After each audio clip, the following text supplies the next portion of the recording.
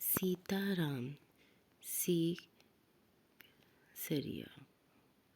1892 से 1982। 1892 में राजस्थान के नवलगढ़ में जन्मे सीताराम सीकसरिया का अधिकांश जीवन कलकत्ता यानी कोलकाता में बीता। व्यापार व्यवसाय से जुड़े सीकसरिया अनेक साहित्यिक, सांस्कृतिक और नारी शिक्षण संस्थाओं के प्रेरक, संस्थापक, संचालक रहे। महात्मा गांधी के आह्वान पर स्वतंत्रता आंदोलन में बढ़ चढ़कर हिस्सेदारी की। गुरुदेव रविंद्रनाथ ठाकुर, महात्मा गांधी, नेताजी सुभाष चंद्र बोस के करीबी रहे। सत्याग्रह आंदोलन के दौरान जेल यात्रा भी की। कुछ साल तक आज़ाद हिंद फौज के मंत्री भी रहे। भारत सरकार ने उन्हें 1962 में पद्मश्री सम्मान से सम्मानित किया।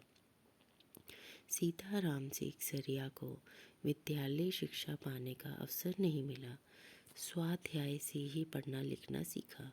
स्मृतिकरण, मन की बात, बीता युग, नई याद और 2 भागों में एक कार्यकर्ता की डायरी उनकी उल्लेखनीय कृतियां हैं। पाठ प्रवेश। अंग्रेज़ों से देश को मुक्ति दिलाने के लिए महात्मा गांधी ने सत्याग्रह आंदोलन छेड़ा था। इस आंदोलन ने जनता में आज़ादी की अलख जगाई। देश भर से ऐसे लाखों लोग सामने आए जो इस महासंग्राम में अपना सर्वस्व न्यौछावर करने को तत्पर थे।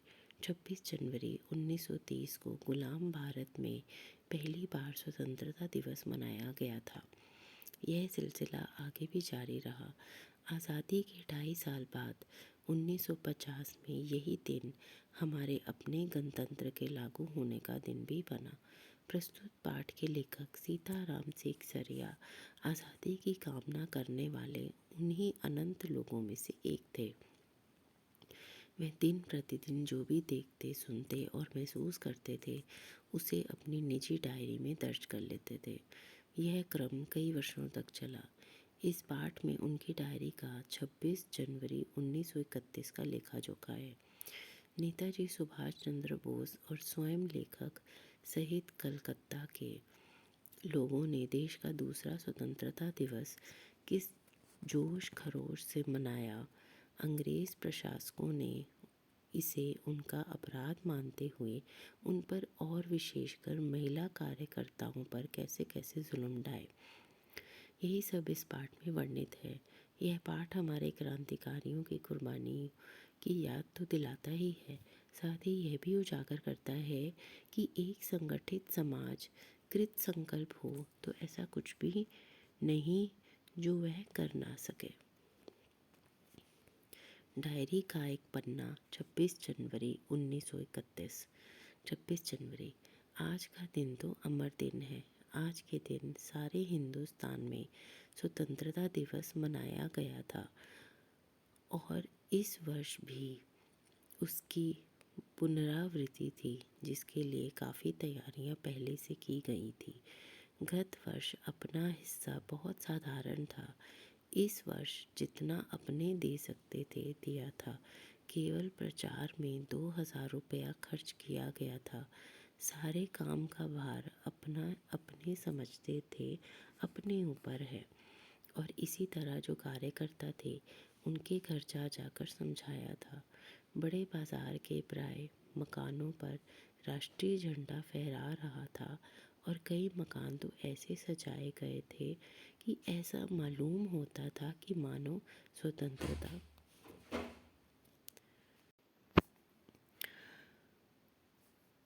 कलकत्ते के प्रत्येक भाग में ही झंडे लगाए गए थे।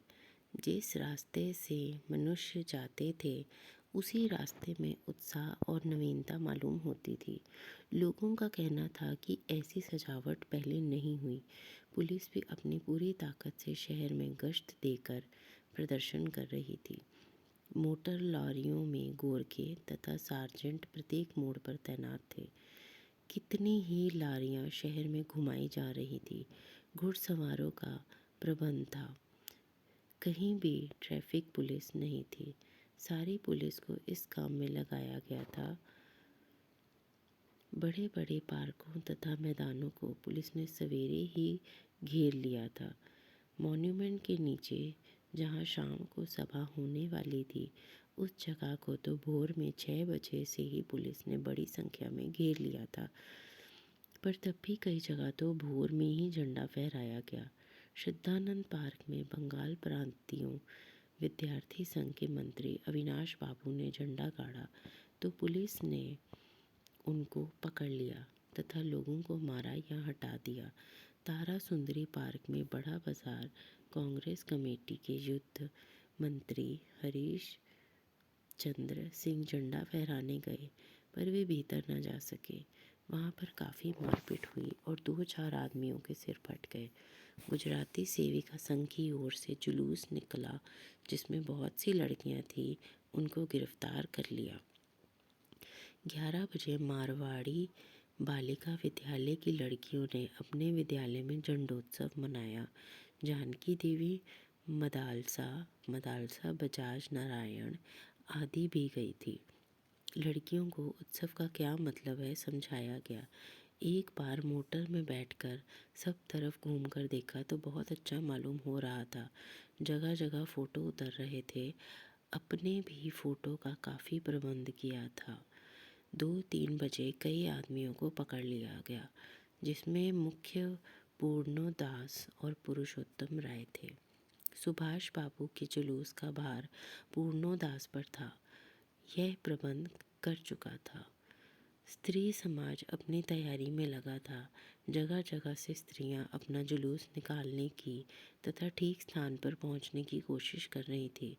मोनूमेंट के पास जैसा प्रबंध भोर में था वैसा करीब 1 बजे नहीं रहा। इससे लोगों को आशा होने लगी कि शायद पुलिस अपना रंग ना दिखलावे, पर वह कब रुकने वाली थी।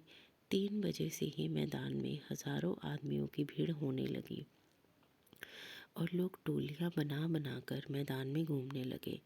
आज जो बात थी वह निराली थी।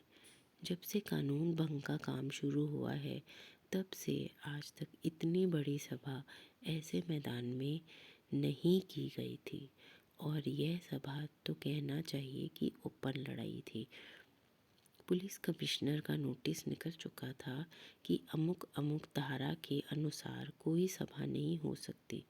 जो लोग काम करने वाले थे उन सबको इंस्पेक्टरों के द्वारा नोटिस और सूचना दे दी गई थी कि आप यदि सभा में भाग लेंगे तो दोषी समझे जाएंगे। इधर कौंसिल की तरफ से नोटिस निकल गया था कि मोनूमेंट के नीचे ठीक 4:24 पर झंडा फहराया जाएगा तथा स्वतंत्रता की प्रतिज्ञा पढ़ी जाएगी।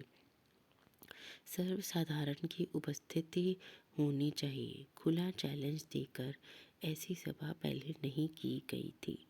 ठीक 4:10 पर सुभाष बाबू जुलूस लेकर आए। उनको चौरंगी पर ही रोका गया, पर भीड़ की अधिकता के कारण पुलिस जुलूस को रोक नहीं सकी। मैदान के मोड़ पर पहुंचते ही पुलिस ने लाठियां चलानी शुरू कर दी।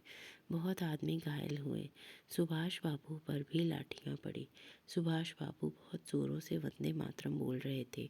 ज्योतिर्मय गांगुली ने सुभाष बाबू से कहा, आप इधर आ जाइए, पर सुभाष बाबू ने कहा, आगे बढ़ना है। यह सब तो अपने सुनी हुई लिख रहे हैं, पर सुभाष बाबू का और अपना विशेष फासला नहीं था। सुभाष बाबू बड़े ज़ोर से वंदे मातरम बोलते थे। वह अपनी आँख से देखा। पुलिस भयानक रूप से लाठियाँ चला रही थी। क्षितिज चटर्जी का फटा हुआ सर देकर तथा उनका बहता हुआ खून देकर आँख मिच जाती थी।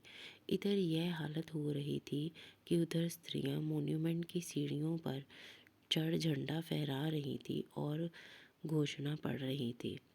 स्त्रियां बहुत बड़ी संख्या में पहुंची थी। प्राय सबके पास झंडा था। जो वॉलेंटियर गए थे वे अपने स्थान से लाठियां पड़ने पर भी हटते नहीं थे। सुभाष बाबू को पकड़ लिया गया और गाड़ी में बैठाकर लाल बाजार लॉकअप में भेज दिया गया। कुछ देर बाद स्त्रियां ही जुलूस बनाकर वहां से चली। साथ में बहुत बड़ी भीड़ इकट्ठी हो गई। बीच में पुलिस कुछ ठंडी पड़ी थी, उसने फिर डंडे चलाने शुरू कर दिए। अब की बार भीड़ ज़्यादा होने के कारण बहुत आदमी घायल हुए। धर्मतल्ले के मोड़ पर आकर जुलूस टूट गया और करीब 50-60 स्त्रियां वहीं मोड़ पर बैठ गईं। पुलिस ने उनको पकड़कर लाल बाजार भेज दिया। स्त्रियों का एक भाग आगे बढ़ा, जिसका नेतृत्व विमल प्रतिभा कर रही थी। उनको बहू बाजार के मोड़ पर रोका गया और वे वहीं मोड़ पर बैठ गई। आसपास बहुत बड़ी भीड़ इकट्ठी हो गई, जिस पर पुलिस बीच बीच में लाठी चलाती थी। इस प्रकार मौन घंटे के बाद पुलिस की लारी आई और उनको लाल बाजार ले जाया गया। और भी कई आदमियों को पकड़ा गया।